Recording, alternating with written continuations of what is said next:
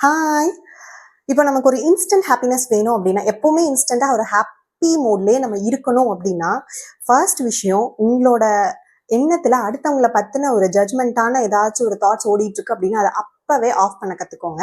அதே மாதிரி அடுத்தவங்களோட நிலைய பார்த்து நம்ம என்னைக்குமே பொறாமப்படவே கூடாது. இது அவங்களுக்கு ஒரு பேட் திங்கோ இல்லையோ, நமக்கு அது ரொம்பவே பேடான விஷயத்த ஏற்படுத்திடும். அதனால நம்மளோட எண்ணங்கள் வந்து ரொம்ப அழகா இருக்க இருக்க அடுத்தவங்களுக்கு அது நல்லதோ கெட்டதோ அதை விட்டுருங்க. உங்களுக்கு அது ரொம்பவே நல்லது. நமக்கு நல்லதுன்னா அதை நம்ம செய்யாம இருப்போமா? அதனால கண்டிப்பா செய்யணும். எந்த ஒரு எண்ணத்தாழ கூட அடுத்தவங்களுக்கு எதுவுமே நினைக்காதீங்க. 1% கூட நினைக்காதீங்க. உங்களுக்கு யாராச்சும் அப்படி நினைக்கிறாங்களா, நினைச்சா கூட பரவாயில்ல, விட்டுருங்க. நினைச்சவங்க நினைச்சிட்டு போறாங்க.